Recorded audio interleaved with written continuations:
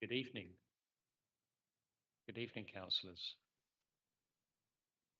Good evening, Tony.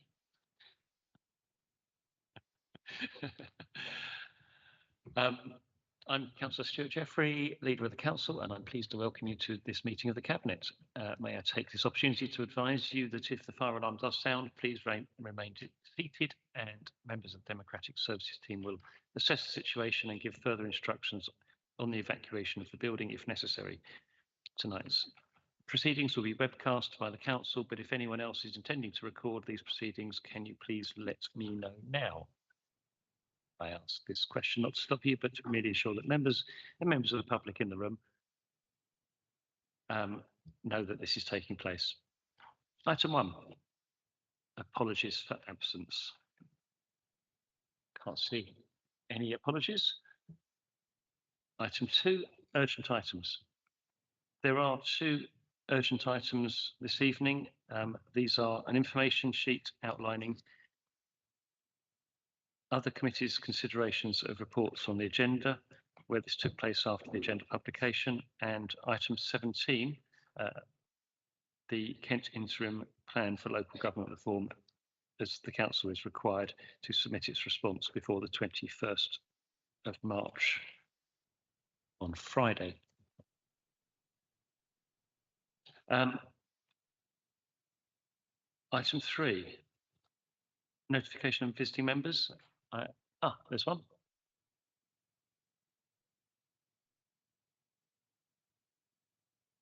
Councillor Greenan here to ask a question. Thank you, Councillor Greenan. Councillor Janetta Sams asking a question. Councillor Tom Sams asking a question. Good evening, Councillor Sams. Councillor Greenan.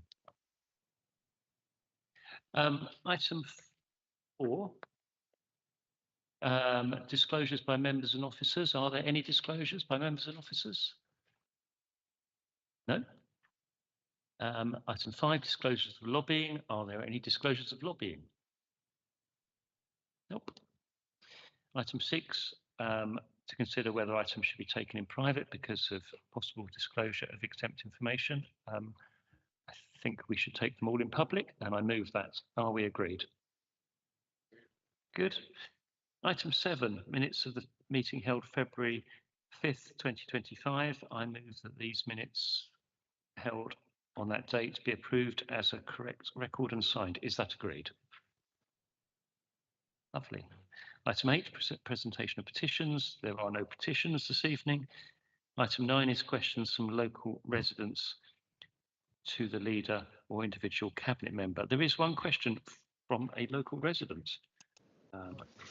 which I believe is Councillor John Britt. Good evening. Given the number of constraints which have already been identified at the site for the Heathlands proposal, with undoubtedly more to follow, what happens if the self-imposed deadline cannot satisfactorily be met? What's plan B? Thank you, Mr. Britt. So most large sites of strategic nature will have a broad array of constraints and opportunities that need to be assessed initially and then considered in the round to inform whether development can occur, and if so, how it should be optimised. Heathlands is no different in that regard. Indeed, this has always been the case. It's always been the case that the eventual master plan solution for Heathlands will be a landscape-led, in as much as it will be informed by its constraining features and make a virtue of them. The various constraints and opportunities for Heathlands were assessed at an examination in 2022, and the conclusion of the local plan inspector was such that the site should be allocated for development, and I'm not aware of any new constraints that have been identified since. In terms of the self-imposed deadline to which you refer, I presume that's the adoption of the supplementary planning document this autumn. It is important that the council adheres to this deadline in order to maintain control over the project more broadly, i.e. if we don't deliver the SPD, then Homes England will simply be able to put forward planning applications, and that that would in effect be the plan B, and it's a plan B that I don't think any of us want to see happen. Do you have a supplementary question arising from your initial question or my response? Yes, I do, thank you. So in the inspector's final comments, he noted that the housing trajectory assumes initial units being completed at Lenham Heathlands in 2029/30. Allowing for an SPD master plan and initial planning application, he felt that it would be optimistic, given that the plan adoption has moved back since the Heathlands project delivery plan was prepared. He therefore recommended that first completions are moved back to 2031. Why then does the current trajectory appear to remain at 2029/30? Are we in danger of sacrificing getting the best, quote, outcome on the altar of haste?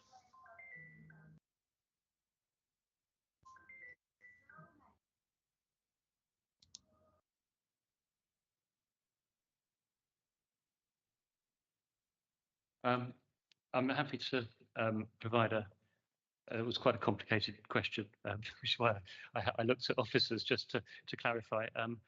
The plan currently is for building to commence in 2031, and that fits with the timetable that we built up with Homes England around the SPD, the outline planning application and so forth. But if there was another aspect to your question, which we'll listen to again on the tape, we'll go back over it to make sure that we've not missed any of the points, because that there was quite a bit in there. Thank you. Thank you. Okay, so that's questions from members of the public. Looking where I've got to.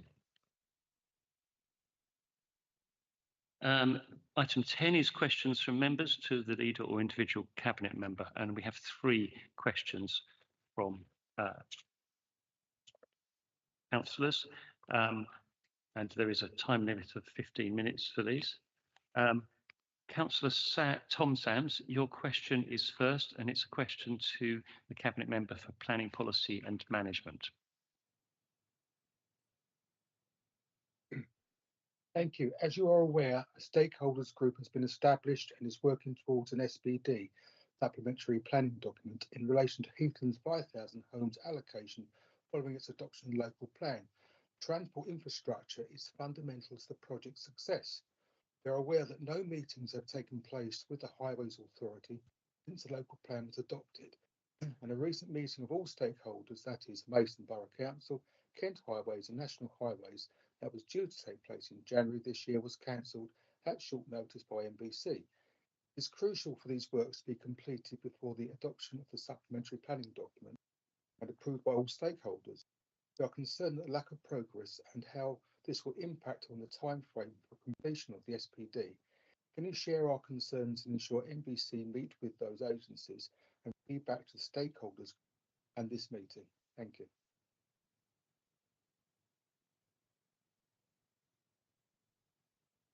Right, thank you, Chairman, and thank you, Councillor Sams. Right, it's quite a technical response, so I'll set it out verbatim. A timely delivery of transportation infrastructure is key to the delivery of Heathlands and indeed the other 2 strategic allocations. Senior officers at the council are dealing with this matter initially through correspondence with the County Council and then with National Highways. And they will agree principles as to how transport assessment work should progress on from what was provided at the examination in public stage through to the supplementary planning document stage, and then ultimately on to setting out and then agreeing the specifics of the transport impact assessment that will need to support the eventual planning applications. So it's a kind of sequential approach through those stages. In terms of the latter, the transport impact assessment, it is envisaged that the agreement on this can be reached in the next 4 to 8 weeks with the County Council and National Highways. Once concluded, this can be set out as an appendix within the supplementary planning document. setting out timing, scope, specification, methodology, modelling, and the process for agreeing the conclusions and eventual mitigations. The SPD will guide and inform the route through the planning application process and for securing the requisite transport infrastructure. The local planning authority is intending to enter into a planning performance agreement, a PPA, with each of the promoters for all 3 of the strategic allocation sites, and KCC has been offered the opportunity to be a party to these. This would be the optimal approach, but not essential. In terms of your last point around sharing the concerns, if I have more details as to who I can speak to or write to, that will be helpful and I can follow up. Thank you. Thank you, Councillor Howard. Councillor Tom Sams, do you have a supplementary question arising from either the initial question or the response?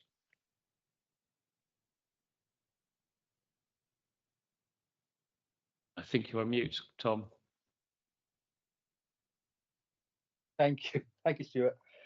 As all transport infrastructural information is out of date and the complicated, multifaceted communications are needed with multi-agencies, can you let us know how this will be delivered in line with the inspectors' expectations?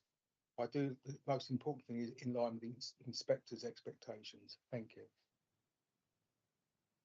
Thank you, Councillor Sams. I think I can only reiterate those stages for delivery, where essentially senior officers will be dealing with the matter initially by correspondence with KCC and National Highways, where they will agree the principles as to how the transport assessment work should progress on from what the provided examination in public stage, and then through to the supplementary planning document stage, and then ultimately onto the setting out and then agreeing the specifics of the transport impact assessment. And it's the transport impact assessment, I think, which is key to this whole process. I think rather than read out a very technical document, it's better that we send you an email setting out those stages, because I think it'll be useful for you and local residents. Thank you. Okay, Councillor Harwood. So I've received a question from Councillor Janetta Sams, who's going to appear back on the screen in a second.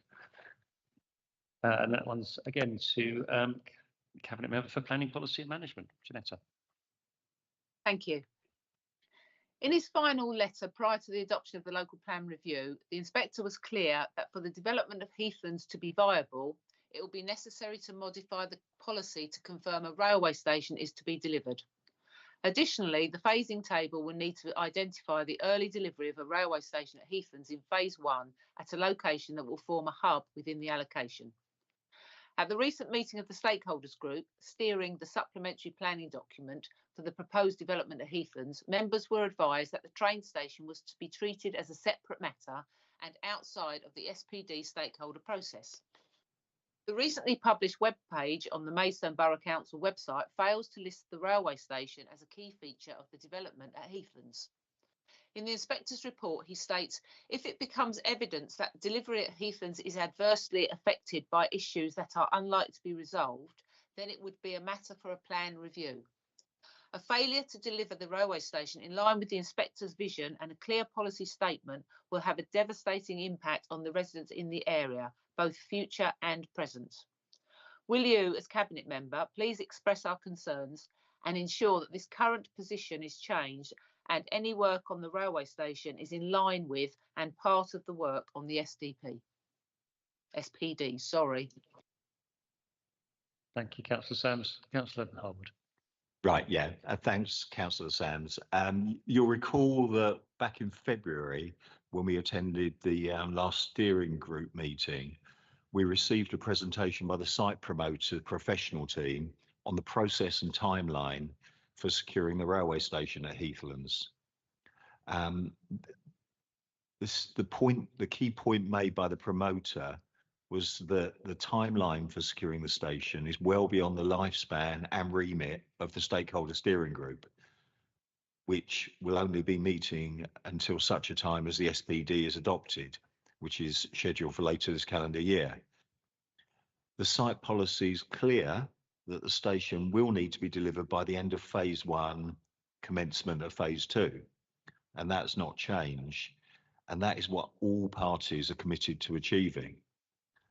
The SPD will restate the need for the station and give indications of options as to where it should be located within the framework plan. The process and bodies for agreeing the principle of the railway station and its exact location sit outside of this council at this stage. This was explained at the stakeholder steering group meeting in February. However, the railway station will remain a standing item on the future stakeholder steering group agendas. Thank you. Thank you, Councillor Harwood. Councillor Jones-Sams, do you have a supplementary question? Thank you. Yes. The location of the railway station has been moved due to no agreement with the original landowners. The inspector insisted that the station would form a hub within the allocation. How do you envisage the relocation, notwithstanding significant time and financial readjustments, will be in line with the inspector's vision? Thank you, Councillor Sand. My understanding of following the hearings around the local plan review is that there was no detail on siting, and I know that there have been ongoing technical and other discussions around the sensitivities of that line. There are, as we know, there's a meadow site which has got nature conservation protection. There's all sorts of issues. So therefore, I think that technical work is ongoing. So essentially, we will come up with the best site which has the optimal benefits and the least harm, kind of balancing all of the planning issues. Thank you. Thank you, Councillor Harwood. Thank you, Councillor Sams. Thank you. Could we have those in writing, please? Thank you. Yeah, everyone's nodding. Good. Right, Councillor Greenan. What's that? You have a question for the Cabinet Member for Environmental Services and Enforcement. Thank you. Following discussions with a number of local residents who are concerned about increased dog fouling across the town and the serious health risks. Bit nearer the mic. Bit louder. Do you want to start from the beginning?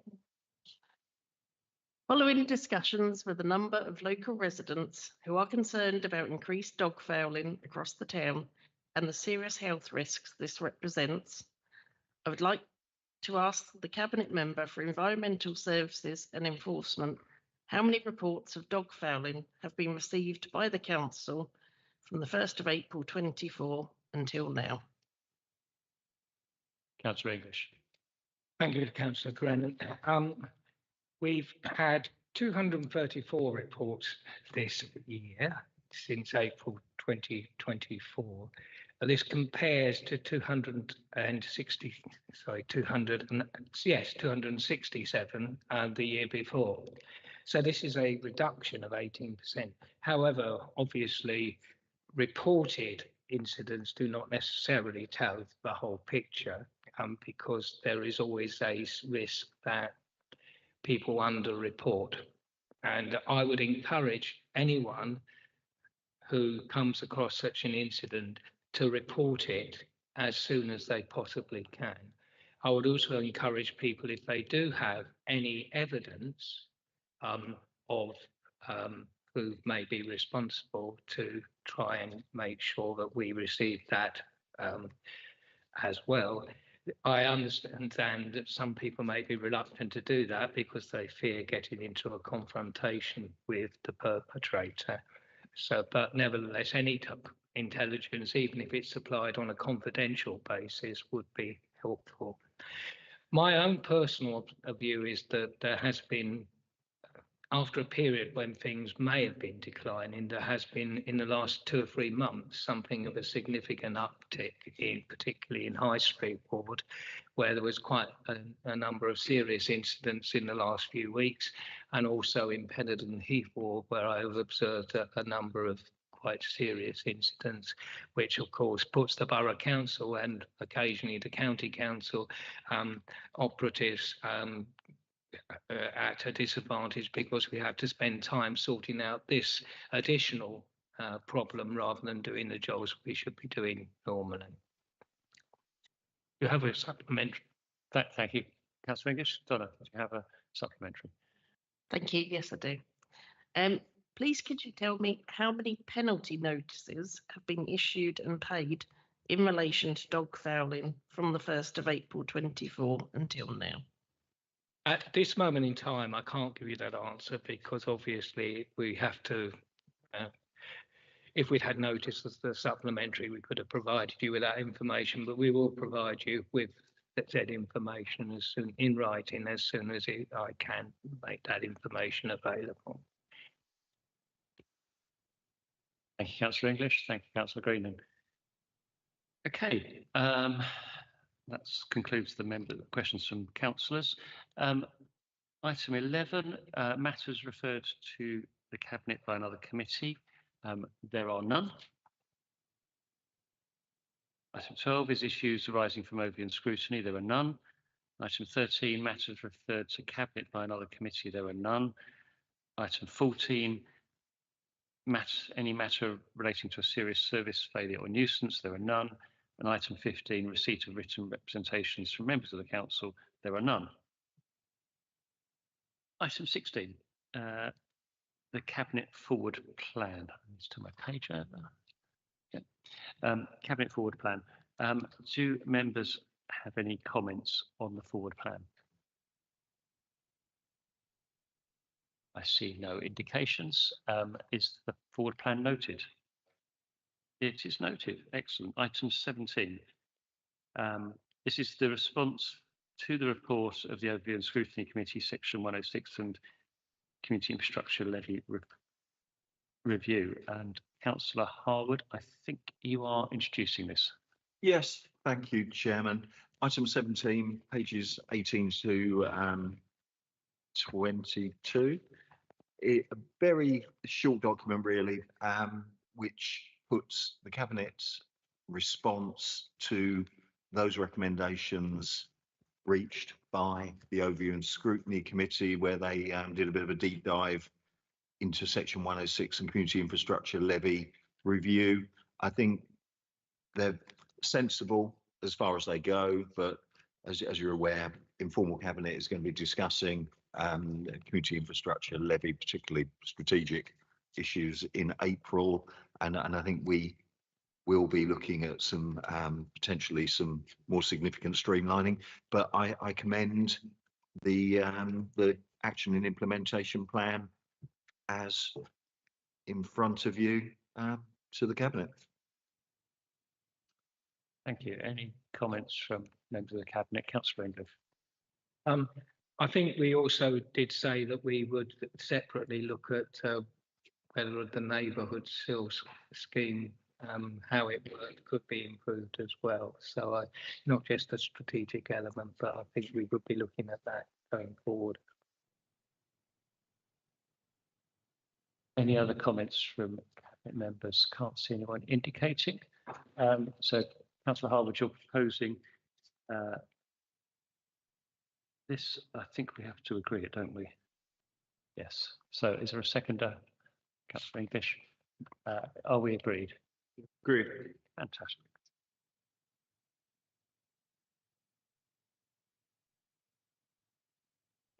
Item 18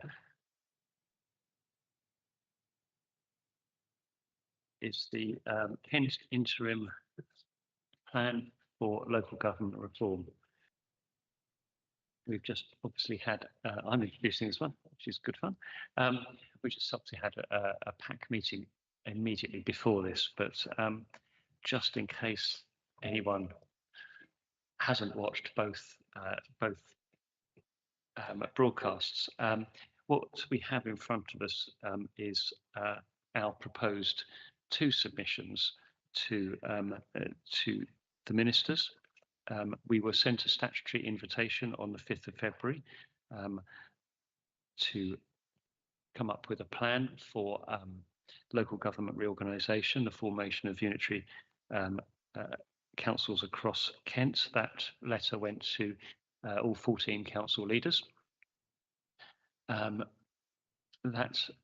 We, as members will be aware, we were not put onto the devolution priority programme because our there was a perceived imbalance in the upper tier authorities, Kent being large, Medway being small, and therefore some concerns about the ability to hold a strategic mayor to account properly anyway. So we were invited to commence a local government review, reorganisation, in order to enable the devolution to happen.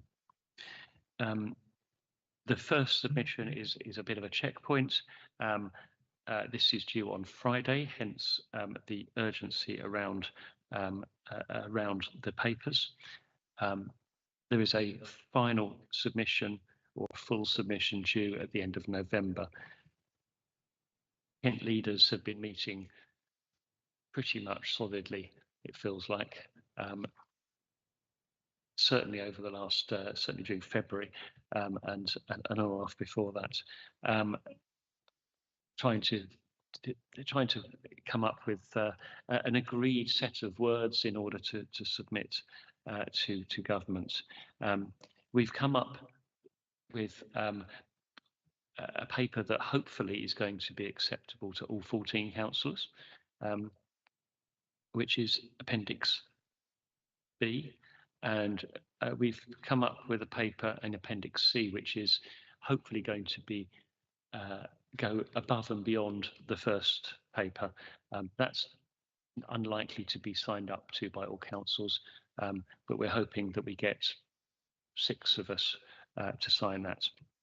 The minister does want us to at least start to propose some geographies.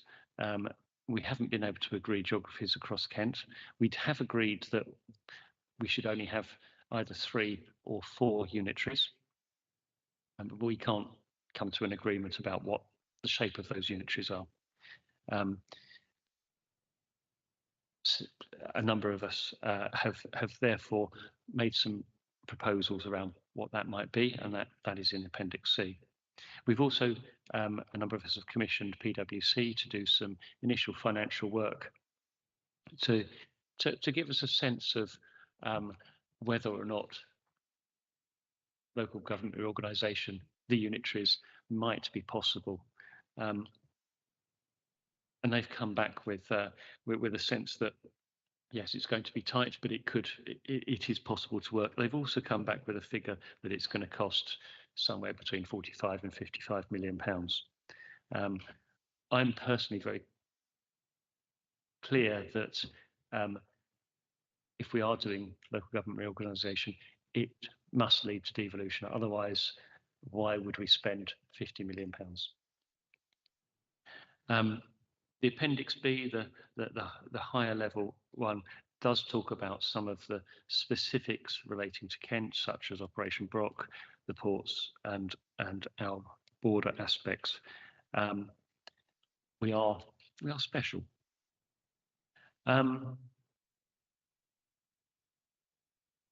As I said, some councils will only be putting Appendix B in, most likely. I'm hoping that we agree Appendix C to go in as well. And the papers do suggest that we have some leeway in terms of non-material tweaks, because this paper is going through 14 separate councils, and therefore there may need to be a little bit of discussion in case somebody wants something non-material. Mrs. Broom, what have I forgotten?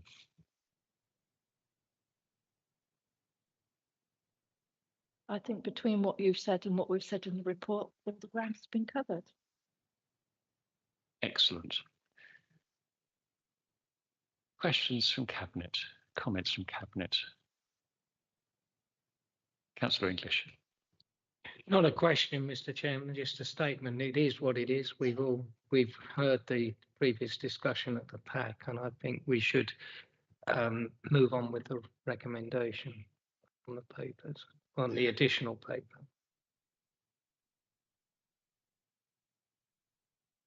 Cox and then Thompson. Thank you. Normally, when you're seeing these sorts of proposals, whether it's in the public sector or the private sector, you'd look at two sides of the equation. So the first one being consolidation, which effectively this is. And that normally brings economies of scale, which is actually, when you look at the 6 criteria, that's what we're being asked to present at this stage. And I think the paper does that well. What I would be interested in is how well we can articulate, maybe in our response, the strategic imperatives. Normally in consolidation, you don't just do it for the numbers, you do it because it enables you to attain something you can't do in your current form. And that's what I understood, you know, when under devolution and having a mayor and a strategic authority, that would be their responsibility. So, you know, in our response, it would be good, if possible, just to remind the Minister that actually that is part of the imperative for doing this. And we look forward to the opportunity to work on that and hear their thoughts on that. Thank you. Thank you, Councillor Cox. Yes, I don't think we're doing this for fun. And there are some seriously frustrating aspects to this, including the shortening of our administration, in effect. So yes, we need to make sure we get something positive at the end of this. Thank you, Councillor Thompson. Thank you, Chair. These proposals are extremely serious. So my remarks are framed in view of the sobriety of the occasion. Democracy is for something. It is not an idle exercise. It has been observed innumerable times in this room that the relationship between district council and the county council is less than ideal. So fixing that is clearly a good thing. We note that the papers that we have before us today take particular account of assessing financial viability. They necessarily, from the speed that we've compiled them at, with partners and consultants and so forth, don't take very much account of other things to do with thriving community, the wider purposes for which democracy exists, and may I say, our ability as a supposedly advanced nation to cope with climate change. Would you like to make some remarks as leader, as you navigate this process with the Chief Executive and officers doing your best job to be responsible with the cards that the government has handed to us, as to how it is that we will navigate that balancing process of carrying out the administrative duties responsibly and soberly, while ensuring that we have the ability to speak up for our community and be able to mitigate and adapt to as yet unknown challenges effectively with the council that follows us. Thank you, Councillor Thompson. Yes, indeed, very pertinent questions. Taking those in the two halves, I think I'm going to split them apart. I understand that they are linked. In terms of managing the future, I think key in that is making sure that we have a unitary authority that has a chance of being solvent, that it is able to work with other public sector partners, and so forth. So within Appendix C, you will see 4 potential geographies. The geographies for options 1 to 3 are we have puts Maidstone in West Kent, and the reason for that is it aligns with the Health and Care Partnership. The new unitary authority will have over half of its budget dedicated to social care, and having that alignment with a single health and care partnership, health economy, will allow us to do integration and to the benefit of all in terms of both money and quality of care and so forth. It also aligns with the police, with their current boundaries, so there is good alignment, particularly around community safety. So there are significant benefits to Maidstone being in West Kent. The fourth geography that you've seen in the papers is not one that I have proposed, but it has been proposed by another council leader. I don't think it's a very good geography. It straddles 3 different health and care partnerships. It would mean we have very little say in how our social care budget is spent, and I think it would be disastrous for the people in this borough to watch a unitary authority really struggling. So I'm very keen on the West Kent option for those reasons. In terms of whether it's 3 or 4 elsewhere, personally, I'm a little less bothered, although I do think 3 is probably a slightly better number. However, that leads on to your second point about democratic representation. And we do know that increasing the size of an authority increases the number of residents per councillor, in effect. Currently, we have something like 3,200 voters per councillor, following our boundary review, our review of was it 2 years ago. And what would that be? 3,400 per in terms of population, maybe. A West Kent authority with 550,000 residents. There is an expectation of something around 100 councillors, therefore it's 5,500 residents per councillor. So it's over 50% increase in people per councillor, and that clearly can cause a reduction in the ability of individual councillors to form those relationships with their residents. So that is a downside. Plus, of course, those councillors will have a largely extended range of remit to cover, whereas we have technically a fairly small unit, although clearly we all do a vast variety of things for our residents.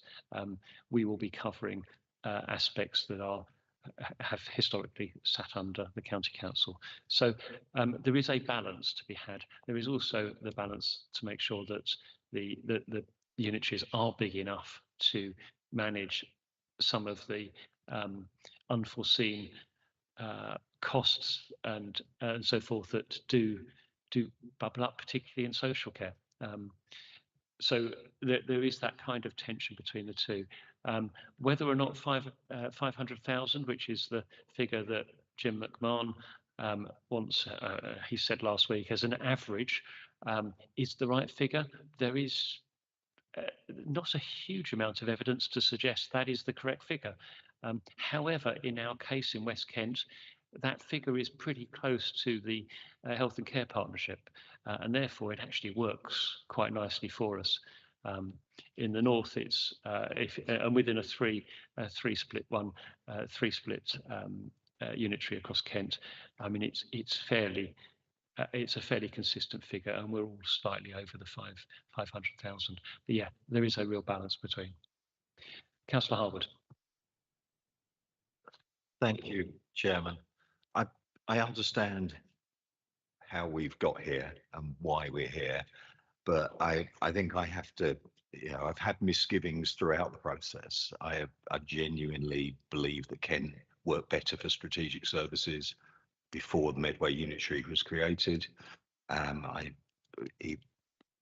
think there are real challenges around the economies of scale and for delivery of specialist services and the potential of fragmentation of those strategic services from creating the 3 unitaries.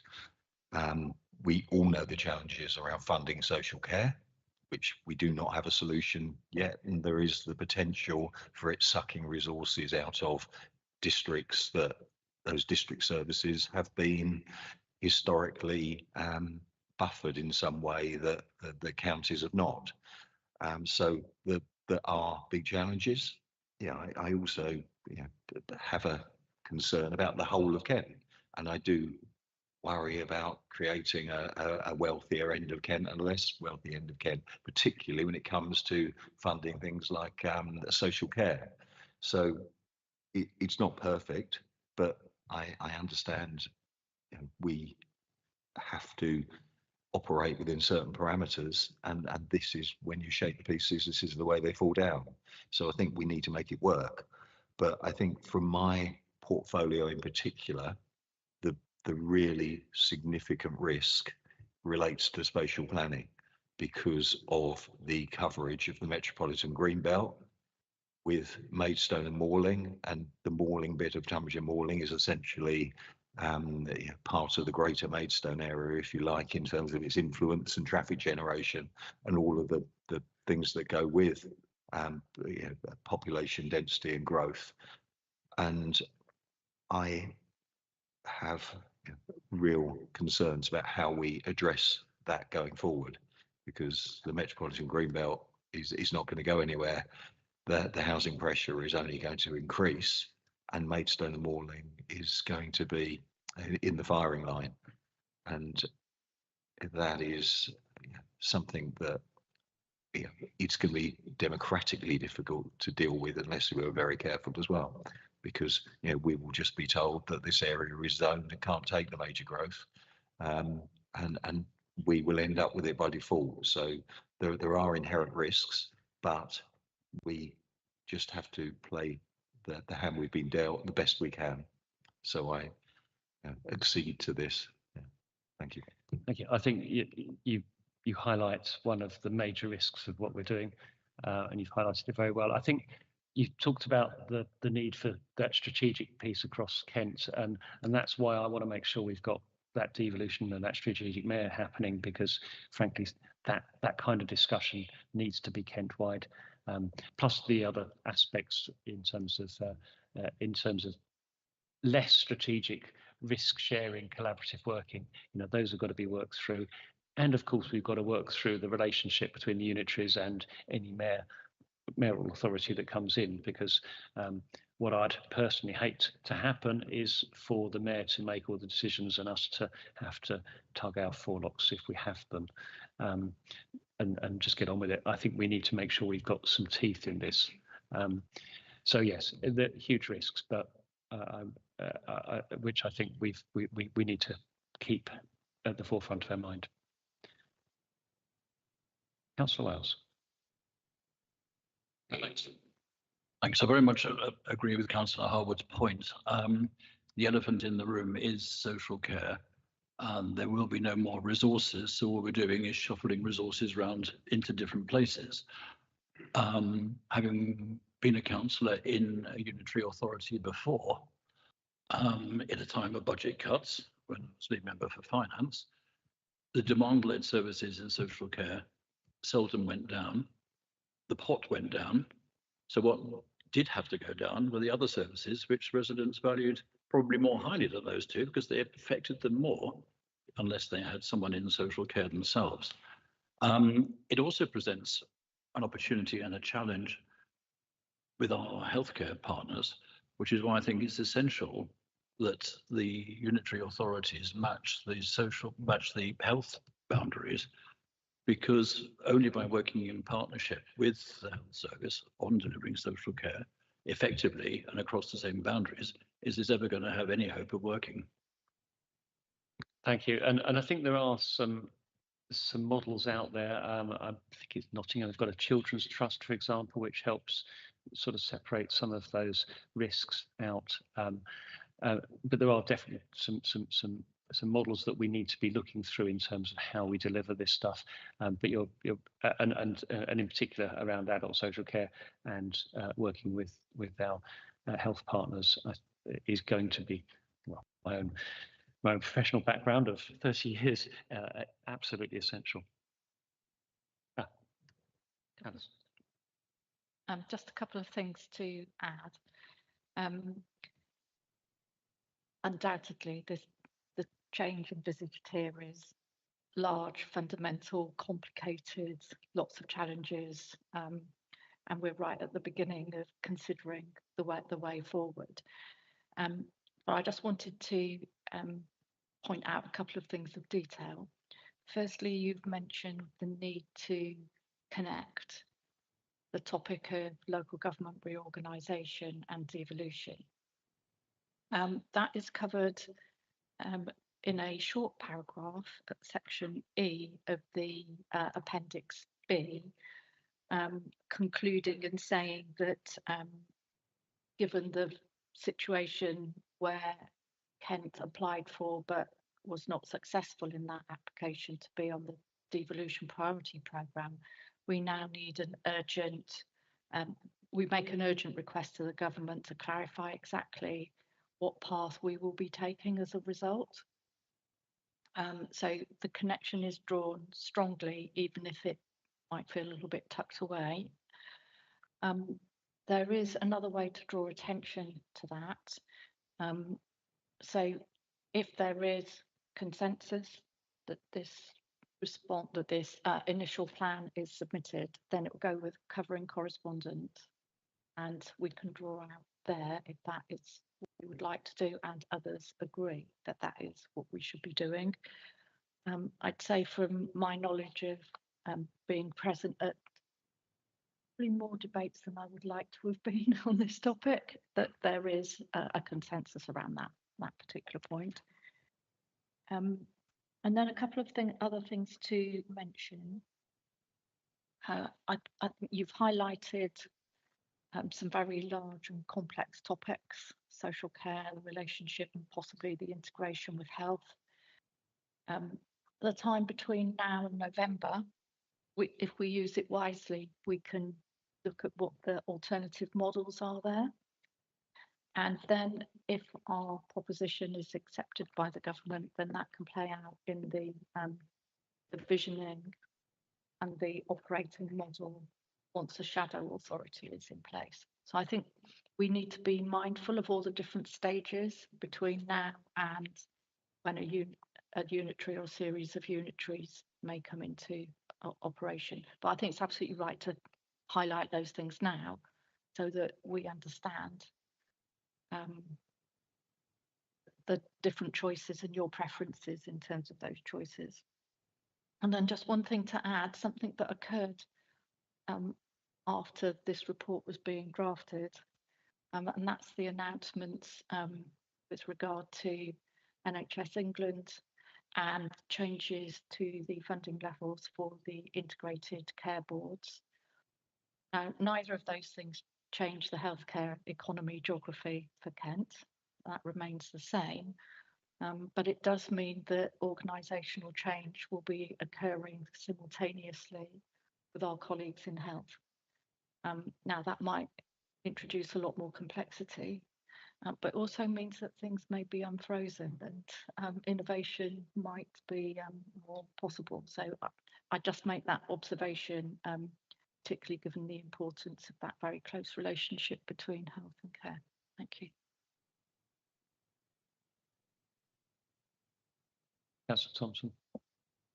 I'm grateful to be asked again. I note, Mr. Chairman, that my comments about climate adaptation didn't draw any further comment. Perhaps I could invite you to revisit that in a moment. In my short time in this place, I have learnt many new acronyms. The Local Government Information Unit, the District Councils Network, local government association. I could go on. Others here could go on longer. And I discover that these are useful and friendly and constructive partners. And we've had a number of representatives of those august bodies here assisting us recently, and we're grateful to them. The Chief Executive has pointed out to us that we are in perhaps the somewhat enviable position of being able to watch while these things are being done to others before they are being done to us. I agree with Councillor Wales that there is an elephant. I suggest that there's more than one elephant that we need to be paying attention to. Not real ones, obviously, they're being culled at a regrettable rate, but that's going off the point. I would like to put on record our need for assistance from outside bodies such as the ones that I've mentioned, and my confidence in the officers that we have, small in number, bringing years of experience and pooling resources and needing to look beyond our boundaries for help, assistance and critical partnership in order to be able to either say, yes, this process is going acceptably, to do what it says in the conclusion of our supplementary paper, which is to truly serve our communities, a small and important word, or to be able to ring the alarm and to say, actually, no, we no longer think that this process is fit for purpose, and to be able to stand up and say so. And I'd like to know that we are looking out for the opportunity to do that, should it be necessary. Thank you. Thank you.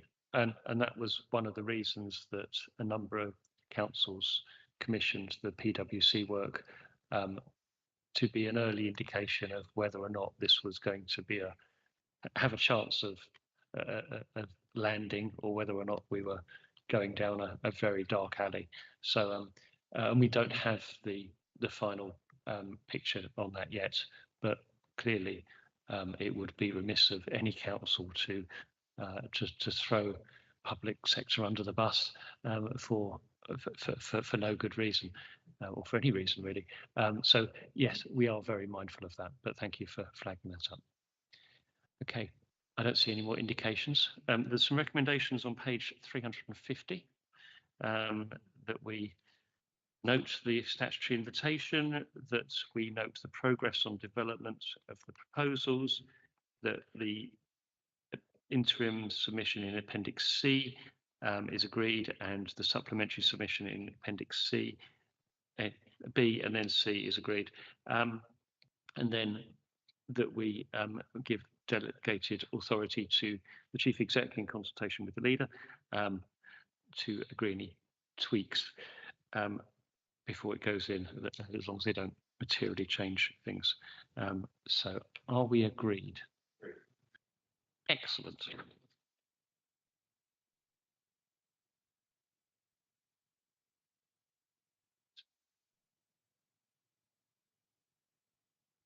So item 19 and item 20 are kind of together.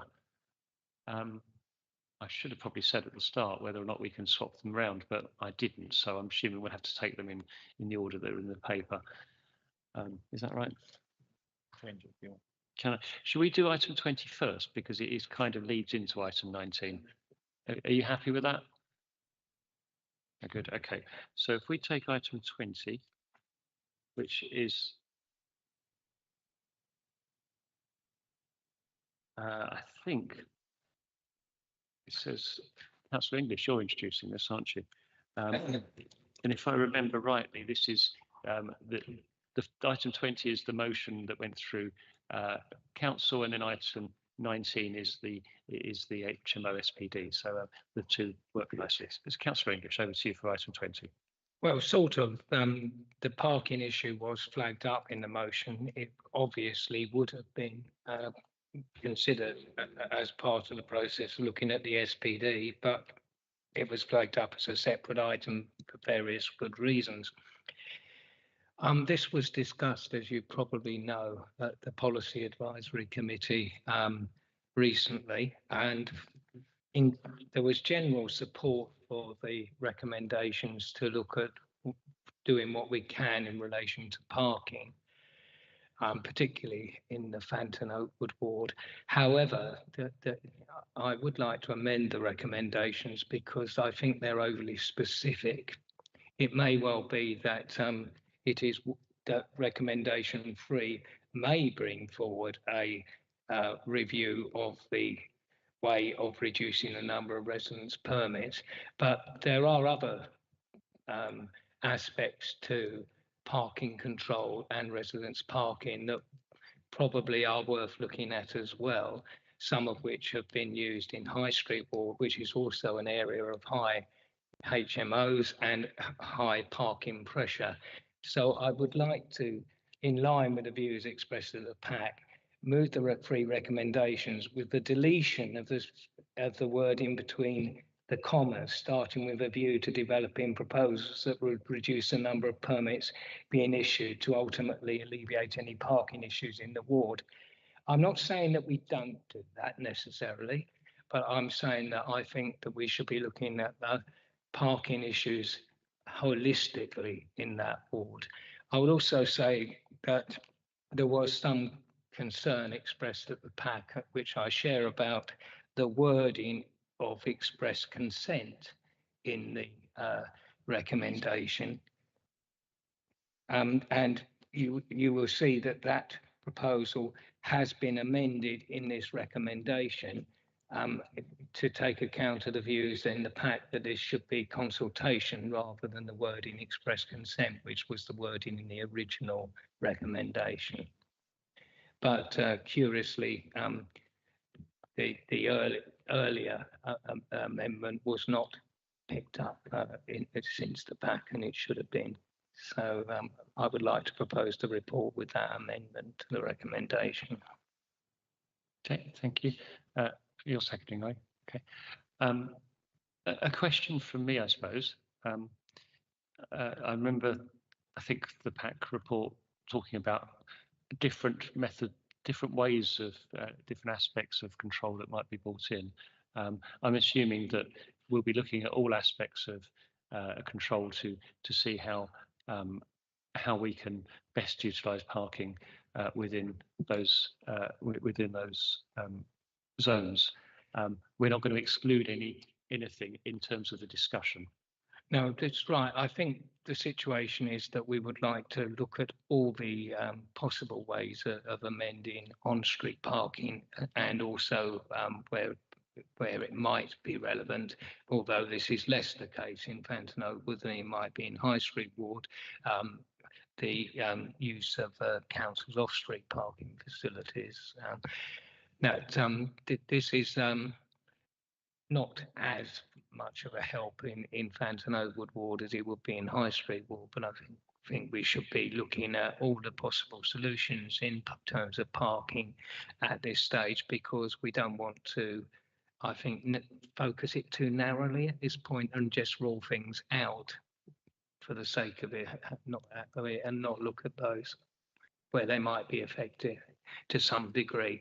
I'm not saying there are any silver bullets here, there aren't, but there are a combination of things that we might, if one factor reduces the parking pressure by 5% and another by 3%, we still make progress. Lovely, thank you. Any other comments? There was an urgent update, which I think you've obviously got, which I think we've probably just covered. No other comments? So proposed by Councillor English, seconded by Councillor Harwood. Are we agreed? Good, okay. So it brings us back to item 19, because one of the ones we just agreed is to pursue the adoption of a supplementary planning document for houses of multiple occupation, which is over to you. Yes, thank you, Chairman. Report starts at page 23, and the key component of that is the draft supplementary planning document, which is at page 33. It addresses larger houses in multiple occupation, those with 7 rooms and above, and sets out a number of policies to drive improvements both in quality and to manage quantity.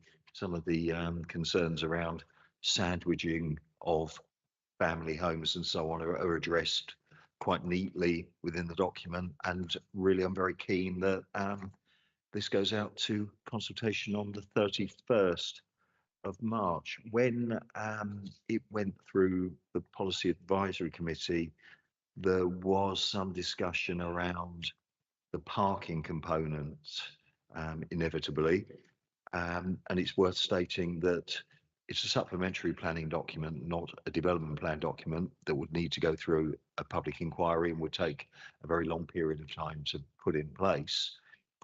So therefore, we are building upon and interpreting the existing policy landscape as applies to the local area.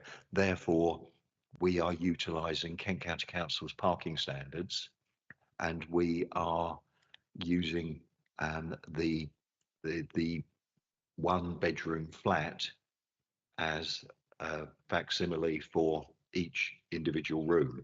So to me, that seems like quite a strong policy to address the parking standards issue.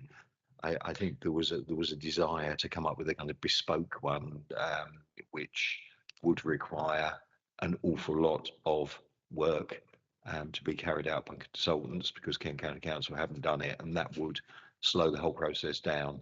So, and not necessarily put us in a better place anyway.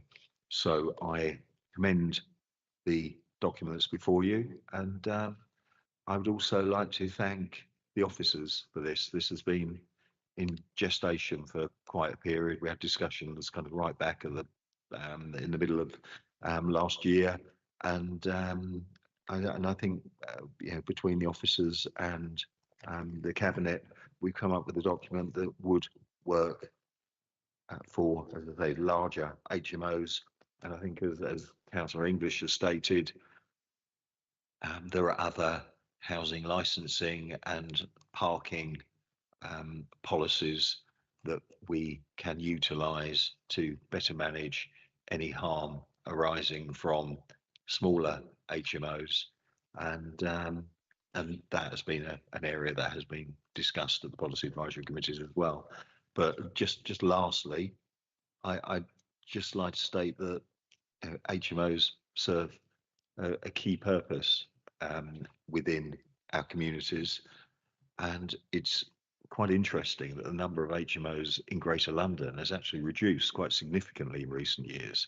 I think 25% was the last figure that was talked about, but there seems to be an element of displacement, because the only place in the whole country where the number of HMOs is increasing is in the home counties, is in a ring around London. So there is something going on, but I think this document will drive a better product. Thank you. Thank you. Before I bring Councillor English and Councillor Wales in, so just to clarify in terms of the PAC discussion, the proposals that were put forward there, I've seen a leaflet which suggests they were pushed out because they were too ambitious, and you're saying that they were pushed out because they were undeliverable and would have delayed the process. You've just turned off, by the way. Yeah, if I can come back on that, at the Planning Policy Advisory Committee, there was a motion to move outside of the KCC parking standards, but I think the committee comprehensively defeated that motion because it felt that it would delay the whole process and wouldn't necessarily provide any additional benefit on the current parking standards of a one-bedroom flat provision. I think what happened at another policy advisory committee where I think a motion for a different approach was agreed, I don't think all of the technical facts were available at that meeting, but I think Councillor English might be able to help on that because I wasn't personally there. Thank you. Councillor English.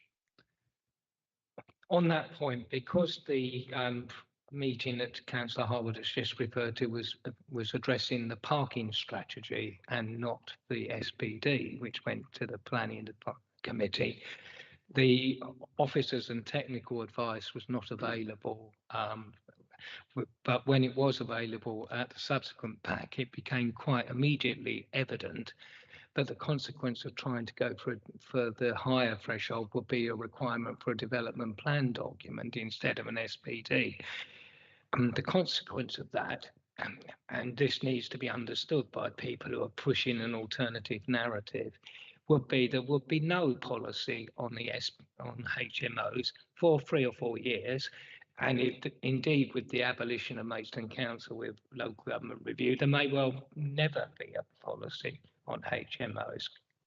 So, as I did say at the second meeting, there was a danger of the desire for the perfect policy chasing out the good. The other risk would have been that we spent 4 years on trying to achieve that document, up to 4 years, because it can be very difficult getting an inspector to do an examination with the shortage at the moment.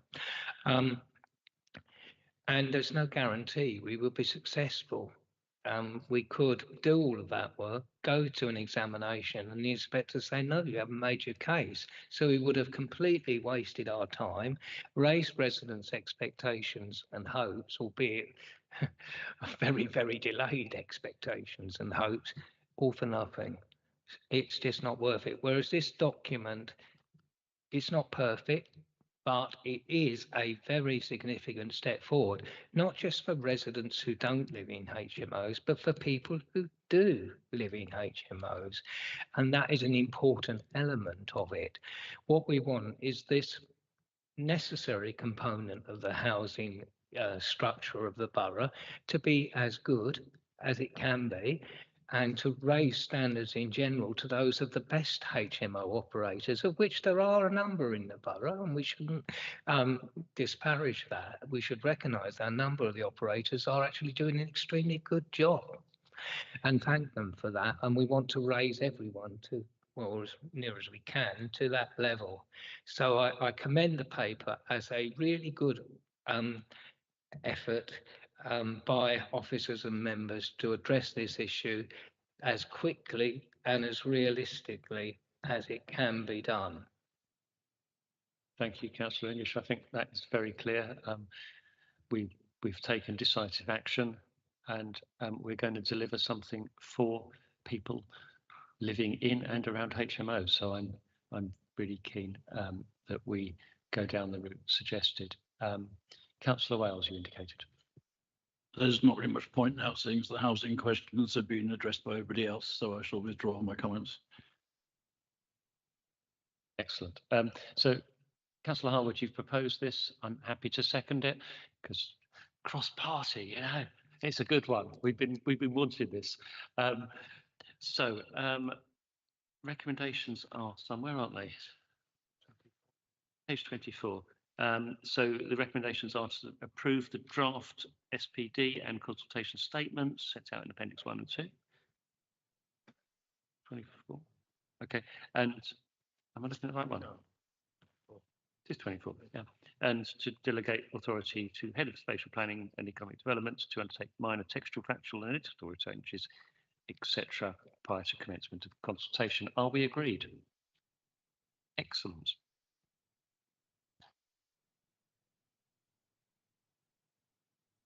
Right, item 21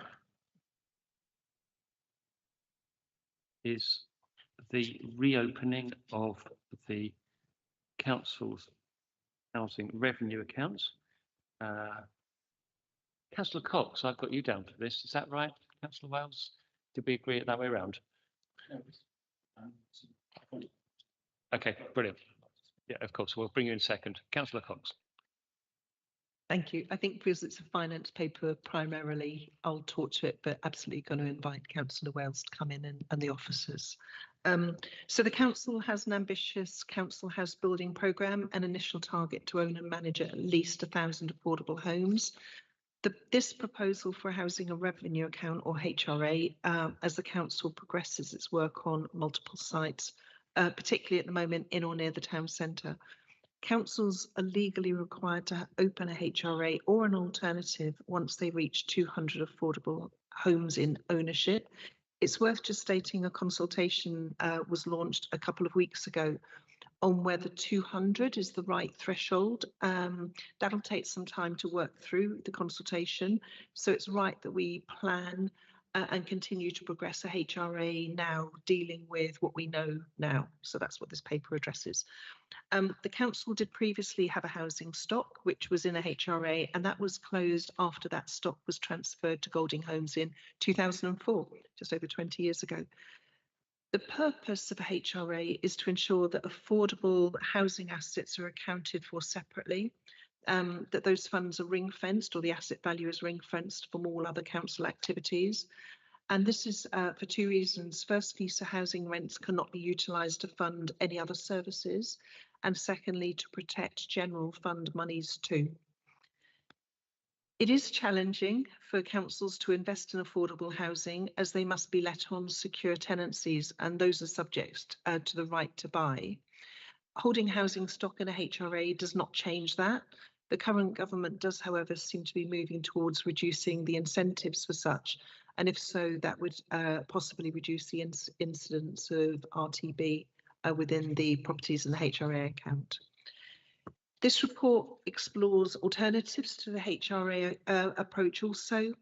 Officers' view, and obviously we'll take comments as needed, remains that none of those alternatives are as compelling as a single solution, and they appear in fact to add more complexity than the proposed solution.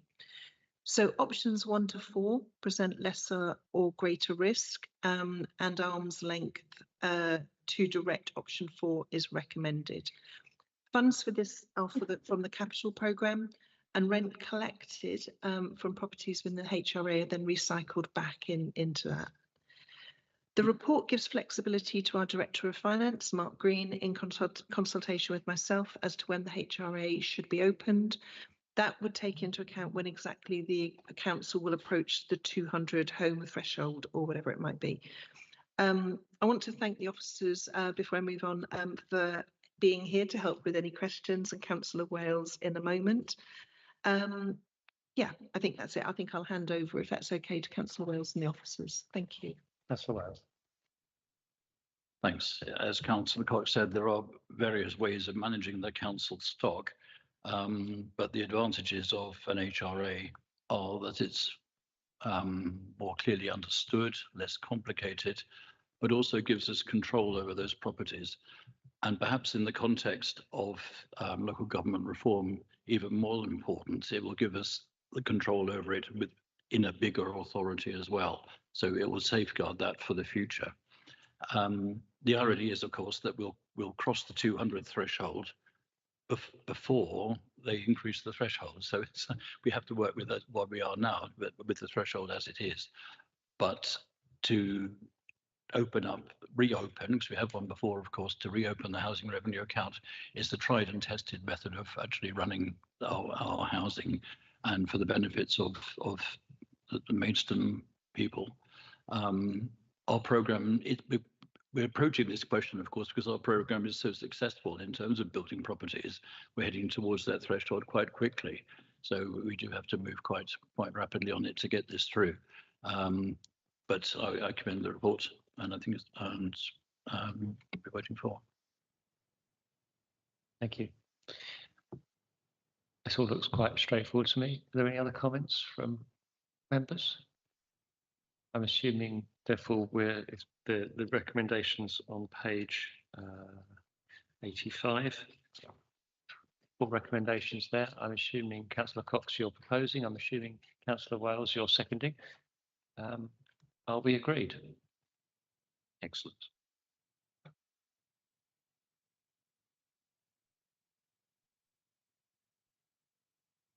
Item 22, Councillor Cox, this is the third quarter financial update report. Thank you, and for listening to me once more. So this one, we're looking at the financial performance position for the third quarter of 24-25. The position for the council as a whole is that the projected revenue overspend for the year has dropped from 449,000 to 49,000. So I'm very much got everything crossed that, you know, we're in the fourth quarter now that we'll be able to sort of get that to a net position. Time will tell. Thanks are due to the finance team and many officers across all service delivery areas for their tenacity in finding savings while maintaining services. That's not an easy task. So yes, sincere thanks. The net position shown on page 100 comprises unders and overs, whether you look at those by packs or by service delivery areas. And they're broadly as we reported before, but with improved or less adverse projections as follows in three particular areas we'll call out. The first one is in interest and investment income, where we have a 1.3 million favourable variance that arises from slippage in the capital programme. Doesn't sound a good thing, but it is, because with continuing increase in high interest rates, that means that account has grown from 1.15 reported in quarter 2 to 1.3. Also, house waste collection and recycling, we have a £616,000 favourable variance, up from 500,000 reported in quarter 2. And development management advice and application fees, 624,000 adverse variance, down from 781,000 reported in quarter 2. Capital budget, 20 million of the capital budget for the year is projected to slip into 25-26, shown on page 101. In retrospect, the capital budget was over optimistic given the reality of time it takes to secure planning permission, particularly for the large developments such as Maidstone East. Reserves, the council's reserve position, also on 101, indicates a healthy but not excessive level, and that continues to be maintained. We remain mindful of uncertain times currently and also future wholesale changes due to local government reorganisation. Treasury management, page 103, shows the council benefited from healthy cash balances, which were 33 million at the end of the period. Community larders, a one-off sum of 139,000 for community larders was included in the 24-25 budget, and details of future plans in this respect were discussed at Cabinet in December 24, and also in packs since, in which additional cost of £50,594 over the original allocation was set out to ensure successful long-term delivery of the service, with, I believe, 2 additional sites added, and that's the makeup of that additional sum. While there is funding available to cover the extra costs, Cabinet is also asked formally to approve the additional amount of £50,594 in this paper. You're also asked to approve an outstanding rent write-offs. These are shown in Appendix 2, page 126, and that contains details of business rate debt that's recommended to be written off. In relation to that, all possible steps have been taken to recover the debt, and I've grilled Mark and his team on those steps, and they now are considered to be irrecoverable. Everything's been exhausted. Recommendations, section 3 on page 104, you're asked to note the contents of this report, to approve the additional spend on the community larders, and to approve the debt write-off. Thank you. Thank you, Councillor Cox. So there are some recommendations on page 96. There's a slight problem with the wording on, I think, on number 3, which says that we're recommending to ourselves to the approval. No, we are approving rather than recommending to us to approve. I think, yeah, absolutely. In terms of the turnaround in terms of the finances from the previous quarters to now, that is commendable. This was a budget that some of us in the Cabinet were uncomfortable with and voted against, but we've worked with it, and we've turned it around. Let no one ever claim that we are profligate and bad with money. We've landed it pretty much on the nose. So well done, everyone. Any comments from Cabinet members? No. Councillor Cox, you're proposing this. Would somebody like to second it? Councillor English. Councillor Thompson, you're far too slow. Councillor English has it down to a T. You need to get some lessons. So there are four points in the recommendation as set out there and as slightly tweaked to say it's not in terms of the point 3 as I went through a second ago. So are we agreed? Excellent.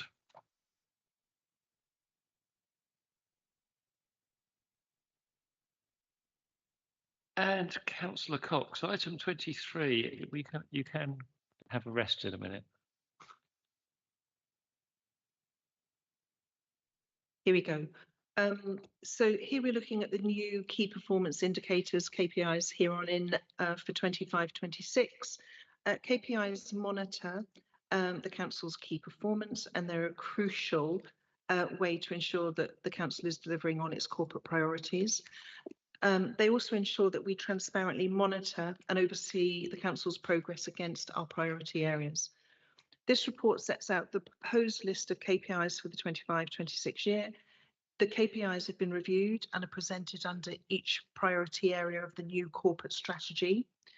Each policy advisory committee has been presented with the indicators falling under that committee's remit.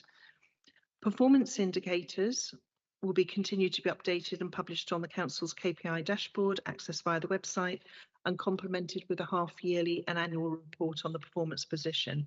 I think it's also worth mentioning that performance indicators, not key performance indicators, also exist at service and portfolio level too. So there's more than this collection. These are the key ones.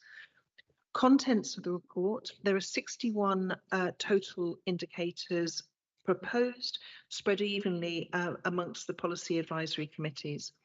The report sets out various details about the indicators, including frequency of reporting, whether targets are set for each of them, etc. And the full list of KPIs can be found in the 3 appendices in this paper, which indicate the corporate priority and portfolio that each KPI sits within. At the time of publishing the report, only 2 of the 3 policy advisory committees had been consulted on the KPIs, but last week the Housing and Community Cohesion Pact was also consulted, and all the pacts supported the proposed KPIs. You're recommended to agree the new set of KPIs set out in appendices 1, 2 and 3, which have been developed based on the corporate priorities and expert officer advice. And thank you to Carly Benville and also to Anna Collier for all their work on this. Thank you. Thank you, Councillor Cox. Councillor Wales. Just briefly, and it's important to note there's a number of these are not really performance management tools because they're for data only. So it's to build up a bigger picture. It's not an awful lot of the data only ones, certainly in the housing area, are really uncontrollable because it's the number of people presenting as homeless and things like that. So it's not really controllable. I would ask that when the reports are presented to the packs, that the data only ones are separated from the ones that we're actually using to manage the services by, because otherwise it might sort of cloud the issue. If you see some of the data only ones going up and up and up, we don't want people to get the wrong idea of that service area not performing well, simply because things outside their control are going up. Yeah, your point is well made. There is a difference between a KPI and a general indicator. Councillor Thompson. Thank you, Chair. I'm conscious of the fact that we have a great number of our officers with us online and in the room this evening, and we haven't asked a great deal of them verbally. I would like to acknowledge their contributions to all of the papers and to this item. Members will remember that I took particular pains to grill my predecessors when I was a humble backbencher in the previous administration, and quizzed them about the appropriateness of the key performance indicators and demanded explanation as to whether they were fit for purpose or not. That is not a favour that's been done to me in the last year by our current opposition, but I've kept up the pressure on the directors that I work with. I would like to second Councillor Cox's comments, to thank Anna and Carly and all of the officers who've borne with me as I've done those things. It is an imprecise art. I'm a biologist, so I know that. You can't measure everything, and measuring things doesn't tell you all of the important things you need to know, but it is a worthwhile process. I recognise officers' best efforts and thank them for it. It is indeed a good service, and the council is working better because of it. Thank you. Thank you. I see no more indicating. So Councillor Cox, you proposed the one recommendation on page 127. I'm pretty certain I saw Councillor English's hand twitch at the appropriate moment. No, would somebody like to second this? Wow, look at that, Councillor Summerskill. Are we agreed? Fantastic. Okay, item 24, the UK Shared Prosperity Fund extension. Councillor Thompson, you're introducing this. Thank you, Chair. Questions have been asked as to whether or not there's the appropriate number of people sitting on this side of the table by people who frequent these rooms. I still discover things that are going on in the work of Maidstone Borough Council that I didn't know. I'm reading from pages 143, 144 in this item. The extension of the UK Shared Prosperity Funding enables us to continue with our project and building pride of place through promotion of the town centre. We're bringing the work of business organisations and community groups together to build pride in place in Maidstone. The second project is improving and lifting the town centre through improving the lighting and greening of unloved spaces. I'm just checking the key performance indicators for loved spaces. I don't think we've quite managed to measure that one yet, but anyway, next year perhaps.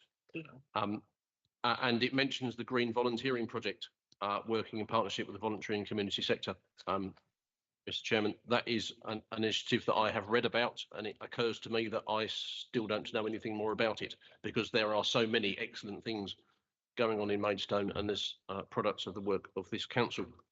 The Community Arts Hub and Makerspace, which we're in the business of agreeing the name of at the moment, to repurpose a low-cost exhibition space for artists and creatives, as well as a workshop and retail space to sell products, is being constructed as we speak. The plasterboard was going in through the door earlier today. Very exciting it is too. And fourthly, linking the town centre to Lockmeadow and the riverbank, and indeed, as we draw people between the river and Lockmeadow and the town centre, building leisure activities and even strengthening the local economy. Sometimes it even comes out in Councillor Cox's balance sheet and generates so much more of cultural, social and community interest. In the next year, we will see creative community grants of £30,000 distributed with great care and attention to a multitude of diverse community groups. The Lit Fest, the Arts Carnival, the River Festival are all being encouraged onto a sustainable footing, and that really is the key. Our constant cry is this going to be sustainable to stand on its own feet beyond the support financially of the council and indeed perhaps of the council itself. And as you can see, we are looking for ways to bring a mural trail into Maidstone to cross all of our tourism, arts, culture, local economy, town centre requirements in a creative synergy, because people bring things that cash does not. You need to pay for stuff, but then it's the people that bring things. As we see in last year's report, some plastic sheet with their feet in concrete, decorated by school children and local artists, generated an inordinate impact on the town's financial well-being, footfall, international, global, indeed, tourism. We have shared prosperity in Maidstone. and I thank all of the officers involved and the networks in the community that have brought such benefit to all of these things, and it's been a pleasure to work with them. Thank you, Mr. Chairman. Thank you, Councillor Thompson. And yes, I absolutely agree. It is really good to see this happening, the extra almost £400,000 coming in. Be interesting to see the competition on the duck race between Maidstone and Lewes. Interestingly, one of them receives funding from the council and the other one doesn't. But it's only a suggestion. I'm going to bring Councillor English and then Councillor Harwood and then Councillor Summersgill. Thank you, Mr. Chairman. It is quite important that to note that some of the important projects that are going on here and the rationale behind some of them. As town centres have ceased to be quite such retail hubs as they've been in the past, there has become a necessity to revitalise and rebrand and change the offer that town centres make. And a lot of the work going on here is about developing events and making events on a footing that will allow them to go forward sustainably and creating a legacy, both in terms of cultural achievements, in terms of making Maidstone a more attractive and safer place to visit. Some of these projects will need a bit of tweaking, and the delivery of a pocket park at Brewer Street is challenging because of the pedestrian and road infrastructure there. It can be done, but it won't be quite like the other two, I suspect, which are simpler projects to deliver. Similarly, there may need to be some tweaking on the lighting schemes, but generally this is really good news. I would like just to be noted for completion, in case members outside the town centre get a bit twitchy about us being a town-centric council, that I understand that the Rural Prosperity Fund will have another round too. So it will be the prosperity funding will be rolled out across a wider area of the borough than just the town centre. I just note that for completion and context, and I think that's important in that sense. I really do think this is a tremendously exciting report and will help provide a legacy of, I was going to say concrete legacy, but it's actually almost the opposite of concrete that's being proposed here, but a substantial legacy for the future of Maidstone. And it's really good to have seen how many people have been involved and the tremendous work that the officer team have put in on these projects. Thank you very much for that. Thank you, Councillor English. Councillor Harwood. Thank you, Chairman. I think overall, the report is very good, but I think the devil will be in the detail in terms of what is to be delivered here. I do think that improving the quality and environment of the River Medway running through the town is something that the public mention all the time, that we've turned our back on the river, one of our best features, and it is frankly a canalised sterile drain where it runs through the middle of the town centre. Before the Spine Road went in, we used to have riverbanks with vegetation. We used to have wildfowl there. There used to be that has gone. We need to restore it. So I'm hoping we will get a softer edge to the very hard engineered drain, which we've got running through the middle of the town. I think the Community Arts Hub, I think, is particularly exciting because, as you know, I think there's been kind of a little bit of kind of corporate philistinism, kind of just generally, and we've got a really important legacy, a historic legacy of artistic endeavour, and I think a future in artistic endeavour, and I think that the hub, I think, will be a great boon to that. We inherited some projects and you know, I've had certain misgivings about the greening and lighting scheme throughout, and I continue to have them, but we're working with the officers to try and iron out some of the wrinkles, though I think there are still some fundamental concerns. And I do think that when we are drawing up project specs, we need to consider the biodiversity and the environment issues right at the beginning of it and not try to retrofit, because it really doesn't work at the end when the projects are already done. I'll leave it at that. Thank you. Noted. Councillor Summerskill. Tony, microphone. Sorry. Thank you. Councillor English has taken some of this sting out of my point. I was just going to make a comment about the Rural Prosperity Fund ending, and why the government wished to just continue the centre one was beyond me. The money that we were allocated, over £500,000 spent on capital projects in the rural area in the last 2 years, was very well welcomed by many of the parish councils there, and very well spent as well. And we would like to have seen that carrying on. And I'm one of the representatives of the Parish Council Environment Network, which covers about 9 parishes on the south side of Maidstone. And like the trails developed here, we've developed a scenic green trail that covers 30 miles from Lenham to Nettlestead and beyond to Marling, connecting all our green spaces and parks in the borough. And we are looking to fund the signposting on that, and some QR codes, and it looks like we shall have to work that out within the parishes rather than applying for the Rural Prosperity Fund to do that. Thank you. Councillor Thompson. Thank you. Just an addendum on the lighting matter, because I know it'll be of concern to members, particularly to Councillor Harwood. The CMS training software installation process has just begun. It will take 2 weeks, during which time the lights will be on permanently.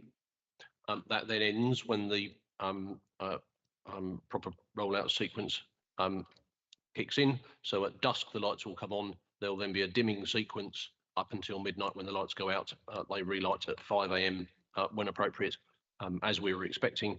And we have control of the system so that we can make modifications when we need to. The bridge lights are partly working, I hear, from Mark Green and Katie Exxon today. Thank you very much for this update. There will be further servicing of those bridge lights in April, when the specialist involvement can be secured. I would like to propose this item.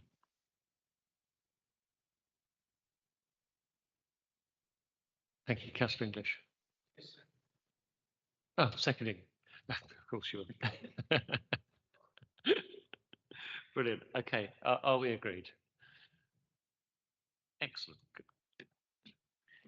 And Councillor Summerskill, item 25, allocation of land for biodiversity net gain. Over to you. Thank you, Chair. This is essentially an update of a long-running item that was first taken to PAC in July last year, and more work was suggested on it. That first update included 2 previous site desk studies that were carried out earlier on, and proposed 2 sites be carried forward for biodiversity net gain off-site proposals.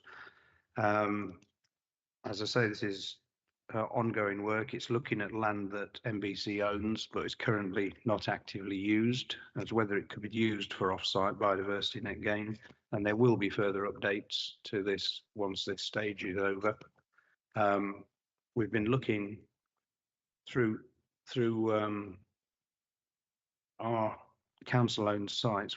We've identified 7 sites, and for the off-site BNG market, it represents a strategic opportunity for the council to perhaps generate income but support local nature recovery, and maybe deliver on BNG requirements for any developers that are in a situation where they cannot provide sufficient 20% BNG on their own site.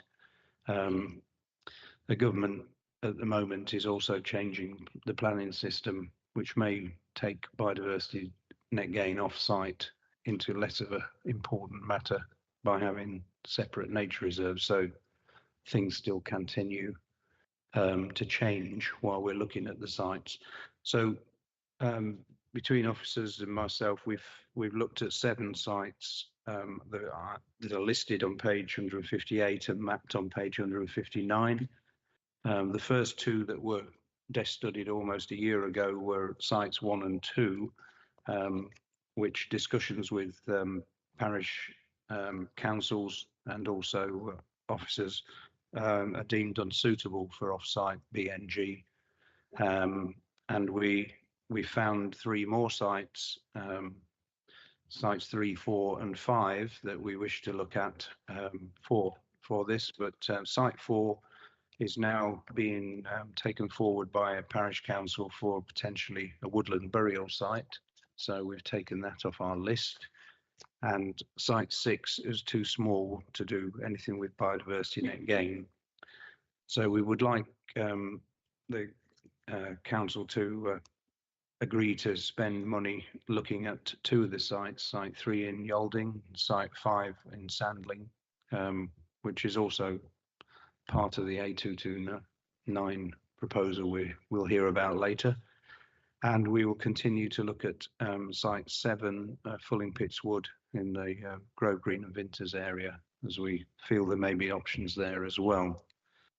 But at the moment, we just want to establish the status of the sites and whether they would be useful for biodiversity net gain or not. And that would involve the studies that are listed on. The cost is listed in the proposal on page, sorry. There is a cost somewhere. Yes, item 222 on page 160, which is the cost of £4,173 funded from our existing biodiversity and climate change budget. This was considered and supported by the CTCE PAC at the 4th of March meeting, having developed the sites and discussed the various sites with ward members and councillors. Thank you, Councillor Summerfield. Anyone like to comment on this? Councillor. I just really to reinforce Councillor Summersgill's point that I think the beach land, the land by the A229, historically had a very significant biodiversity. I think the current land use has degraded that, so it would deliver a genuine BNG net gain if we were to take that site forward, and that's acknowledging the current short-term lease that's on the site. I think in terms of the investigation site that was talked about, the upper Fullingpits Wood and potentially lower Fullingpits Wood, and actually there's a wood in between the 2, which is probably middle Fullingpits Wood. But I actually think that possibly a better solution is just a local nature reserve designation on the site and a management plan in place.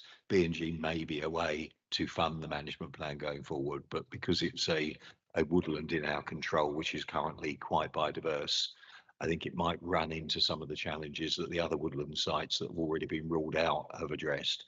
And I wouldn't want the BNG investigation to slow down any move towards an LNR designation, because I think as a legacy with our potential demise as a council, it would be very good to get that site designated as an LNR, because historically it was identified as semi-natural ancient woodland, and then at the last update to the ancient woodland inventory was taken out because of some technical information. I still wonder about that. However, it means it does not enjoy the planning protection it historically did, and we know, if any land that we as a local authority own, what we don't know what a successor authority may do with its land holdings. So I think if we can move to LNR designation quite promptly, it would put a lot of minds at rest, and it would help preserve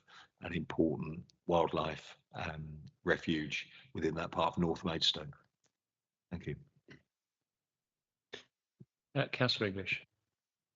Wearing another hat as a Boxley Parish Councillor, I would most certainly welcome the progress on an LNR for the Fulham Pittswood area, and I think that would be a very welcome move forward. There are some other areas around Maidstone, both in borough council ownership and parish council ownership, that would benefit. But in terms of the biodiversity net gain, I think Councillor Hart was right that we shouldn't be necessarily concentrating on sites that are already fairly ecologically diverse, because you don't get the maximum gain there. It might be better to look at places that are relatively bleak, like Mangrabbit Plainfield. Thank you. Councillor Thompson. Thank you, Chair. A recent piece of a recent mailing that dropped through my letterbox this week suggested that our attention to this area of our programme was misplaced energy.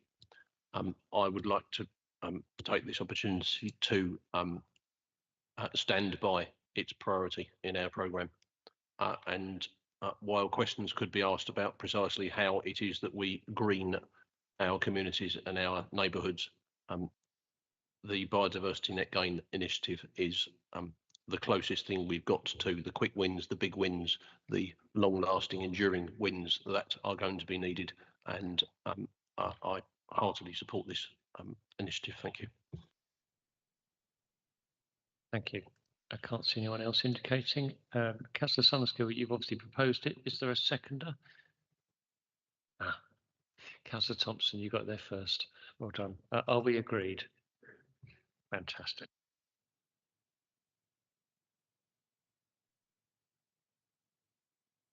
Councillor Summerskill, you're back on with biodiversity and climate change strategy update. Yes, thank you, Chair. Again, this is an update of a moving subject. There will be another more detailed document brought forward in June or July for approval, with all the detailed action plans. So this report outlines the updates made to the biodiversity and climate change strategy, which have now been split into two separate strategies: biodiversity and climate change strategy.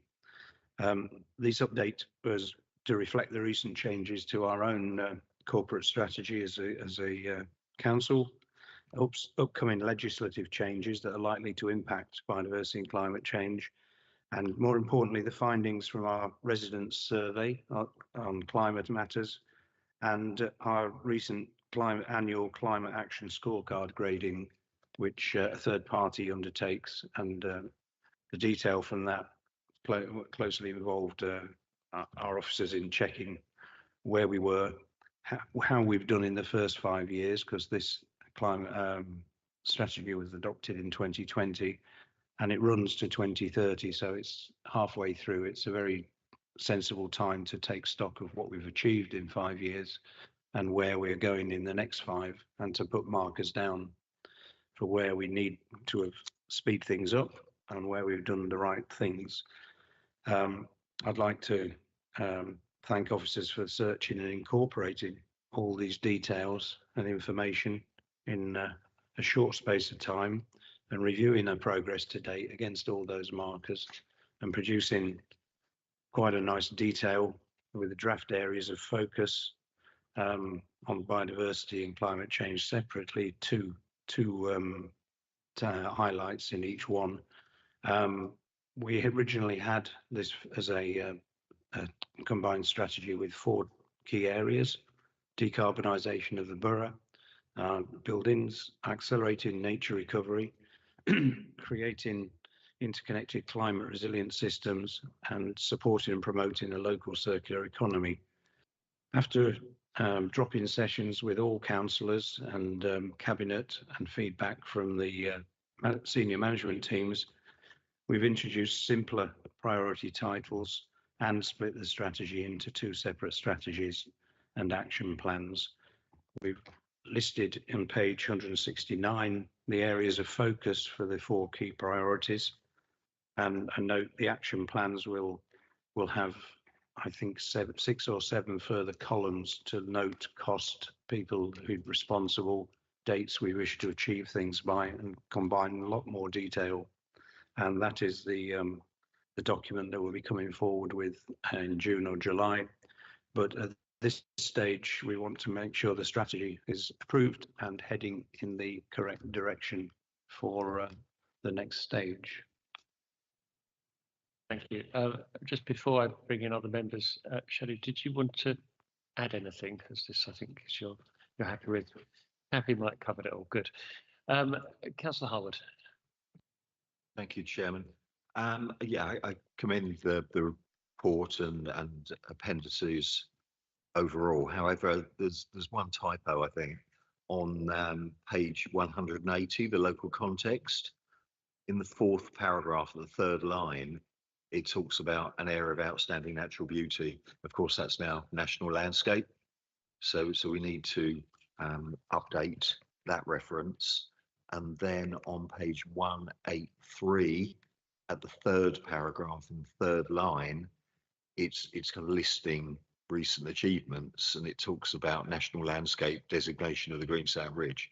And in fact, our aspiration is the designation. We are seeking designation, and I think just for correctness, we need to preface that with the appropriate wording. Thank you. Fantastic. Yeah, some minor tweaks we can make quite happily. I must say I'm really pleased that point taken. I'm really pleased that there is this significant focus on adaptation and nature-based solutions. I think that dividing it into the biodiversity and climate change is exactly the right thing to do. So well done with the work between the two of you, basically. Well done. Any other comments on this? Mike, you're proposing it. Who's going to second? Tony got there first. Clive, you're slipping. So that's the recommendations on page 164. Are we agreed? Fantastic. What's next? Item 27, Brenchley Gardens. I think this is Councillor Thompson. He's got his hand up. Thank you, Chair. This is one of our cross-cutting items. I shall hand over to Councillor English shortly. This detailed report covering current administration is very grateful to Mark Green and to Mike Evans, who's with us online this evening. Thank you very much for your efforts in this regard. What it amounts to is the next stage of the long, exciting history of Brenchley Gardens. I had the privilege of bigging it up in advance of the medieval fair on Radio Kent just a few days ago, while looking at it from the boundaries of the museum. And the journalists and folk on and offline all got very excited. It seems we're going to get some more footfall there. It used to be an orchard until Julius Brenchley bought it into public ownership, and it was immediately very popular in the town. We would like to get back to that level of popularity. So with Mark and Mike's assistance, we're going to be putting out a tender for a mobile, temporary but beautiful place to get refreshments, to make it easier, more comfortable and enjoyable for people to enjoy the events that are put on, or simply to enjoy the spring and summer and everything days and afternoons. Councillor English. Thank you, Councillor Thompson. Mr. Chairman, members, we are in the process of, through a number of channels, continuing to improve and restore, in certain respects, Brenchley Gardens. The Parks team are working very hard on readying it for a green flag, we hope, and also bringing back some of the much loved features like the pond that have been missed over the years. As Brenchley Gardens is improved, and also brought forward more and more as a centre for events, it has become obvious, and I think my colleague Councillor Nagy was one of the first to actually flag up this particular point. It's become notable that events are being held there, but there is a, shall we say, a lack of refreshment offers, which sort of undermines to a certain extent the attractiveness of those activities. So what we have here is probably a two-stage process with a trailer offer in the first instance, essentially as market testing. As it sets out in paragraph 214 of the report, that may not be the final stage, and we may actually look at repurposing an existing building on the site. But at this point, we are looking at establishing the demand and the requirement, and I don't think there's any particular contradiction in the two different ways of doing that. What we are seeing, I think, is, in my view, is a potential two-stage process, assuming that we are successful with stage one, of course. So I have no hesitation at this point of recommending that this is the initial way forward. Thank you. That all sounds pretty good. Obviously, we are waiting, Tony and I are waiting to stick our spades in the ground to dig that pond at some point, aren't we? The only thing he came to the council for. Fantastic. So, Clive, I did hear you propose it, and I'm sure it's being seconded. Fantastic. I can't see anyone indicating. This is something we've wanted for some time. There are 3 recommendations at the top of page 215. So are we agreed? Lovely. We're nearly there. Item 28. Bluebell Hill Improvement Scheme consultation. There are some additional papers came round, some tweaks proposed by Councillor Thompson and myself, but Councillor Harwood, over to you to introduce. Yeah, I will be brief. But essentially, a few years back now, we responded as a council to an earlier consultation, which was predicated on roundabout improvements. This second phase consultation came through a significantly greater investment is proposed, some 250 million, and a much greater land take and impact upon local residents and the national landscape and habitats on the scarp of the Kent Downs.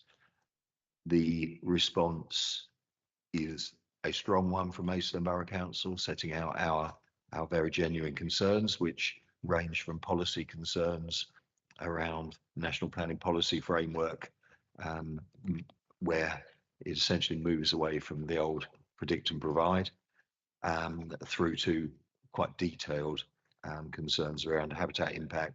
I actually think that the amendments proposed referencing the issues that came up from local residents and their meeting strengthen the document. At the time, the response was written by officers. This meeting had not taken place, so essentially it's just a chronological update, and which I think is important. And I also think that the references to the allegedly linked Lower Thames crossing are helpful as well, though I do have one small tweak there, that on the second paragraph for the additions to question 15, it states in the second sentence an Eastern Thames crossing. I think even though it is an Eastern Thames crossing, we ought to say a Lower Thames crossing, because we say Lower Thames crossing earlier on. So with that small change, I'm very happy to assimilate the amendments and commend to colleagues the response that was put together by officers with some input from members. Thank you. Thank you, Councillor Harwood. Councillor Thompson, you indicated. Thank you. Am I right in saying, I believe on page 250 of our papers, the closure of part of Old Chartham Road, I think that should read Chatham, was, I think, accepted by officers previously. So it'd be good to get that right. Simply, if you'll bear with me to reinforce that I was able to make remarks about this at the Joint Transportation Board meeting yesterday. And I have to say, I did find my visits to Sandling Village as a councillor over the last year to be highly instructive as to the profound impact of major road projects of this scale on local communities. I'm still shocked by what has been done to Sandling Village by the construction of the A229, the M20, and its their proximity to that medieval community and its more recent developments. So I'm glad that we've been able to integrate these robust comments in defence of their quality of life. Thank you. Thank you, Councillor Thompson. Are you seconding Councillor Hartwood's proposal? You are. Good. Okay. We don't have to go down a proposal and then amend the proposal, because Councillor Hartwood has proposed it with the amendments that we've suggested, or the tweaks that we suggested, specifically around things. Councillor Hartwood. Thank you, Chairman. I do wonder now I look at what we've said about the impact on the national landscape, whether we should specifically reference the new duty requiring all relevant authorities to seek to further the purposes of conserving and enhancing natural beauty of any landscape with the it's that furthering and improving, you know, Kent Highways, we should be seeking that. And I just wonder, I think it's even been strengthened further since December 2023. But if we can just look at the requirement upon organisations to further national landscape designation, I think it might be worth incorporating that, because I think it was really interesting in the consultation document. It was just not mentioned at all, and yet national landscape is a very significant national designation. Thank you. Councillor Thompson, are you happy with that tweak to the initial proposal? Good. Any other comments from members? Excellent. Okay. So recommendations set out on page, where are we? 226. Are we agreed? Just.